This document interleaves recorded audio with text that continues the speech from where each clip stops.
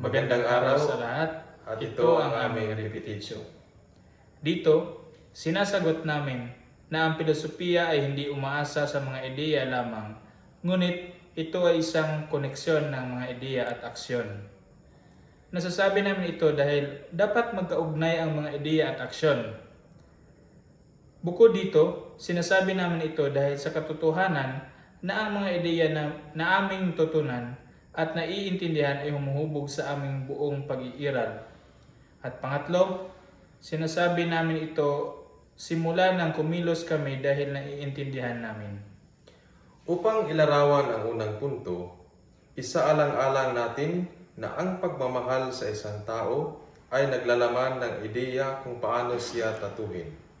At ang pagtrato sa kanya ng may paggalang ay nagpapakita ng ating intensyon na tunay natin siyang mahal sa pamamagitan ng pagpapakita ng respeto.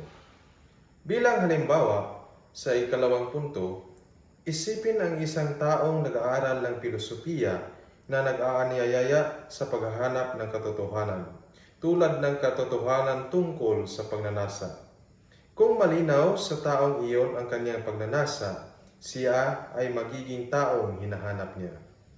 Tungkol naman sa ikatlong punto, naranasan ko mismo na kapag nirerespeto natin ang mga tao, nauunawaan natin ang kahalagahan ng respeto sa realidad na ito.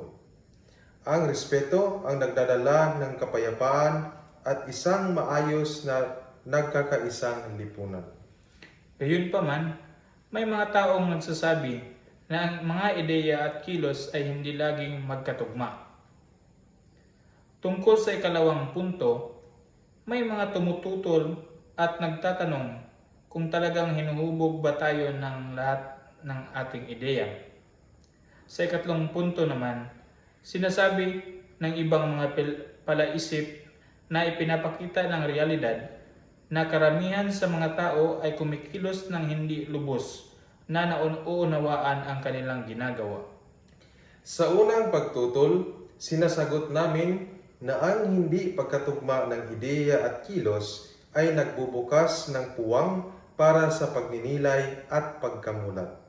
Sa ikalawang pagtutol, sinasagot namin na kahit ang mga ideyang hindi nagbibigay ng positibong epekto ay maaari pa rin magbigay ng positibong pagninilay at pananaw. At sa ikatlong pagtutol, sinasabi namin na bagamat ipinapakita ng realidad ng buhay ang hindi pagkatugma ng mga ideya at kilos, pinupukaw din nito ang pagpapahalaga at kahalagahan ng pagninilay at pagkamulat ng binibigyang diin ng filosofiya. Unang halimbawa, karamihan sa ating mga plano ay nabibigo dahil sa hindi pagkatugma ng ating iniisip at ginagawa. Ngunit dahil sa ating mga pagkabigo, nagkakaroon tayo ng pagkakataong hanapin ang paglago sa ating sarili. Pangalawang halimbawa, ang pagiging tamad at irresponsable ay maaaring magdulot ng kabiguan, at ang kabiguang iyon ay nagpapamulat sa atin na ang pagiging tamad at irresponsable ay hindi mabuti. Pangatlong halimbawa, sa realidad ng buhay, hindi lahat ng tao ay kumikilos ayon sa kanilang nauunawaan. Ngunit sa positibong pananaw, ito ay humahantong sa pagtataka at pagtatanong sa buhay na nagdudulot ng pagninilay sa kanilang mga kilos, pati na rin sa paraan ng kanilang pag-iisip. Para sa aming konklusyon, sinasabi natin na tayo ay kumikilos dahil tayo ay may nauunawaan. At tayo ay may nauunawaan, kaya tayo ay kumikilos ayon sa ating nauunawaan. Para sa aming pananaw, sa unang pananaw, ang ating mga kilos ay nagpapakita ng ating pag-unawa.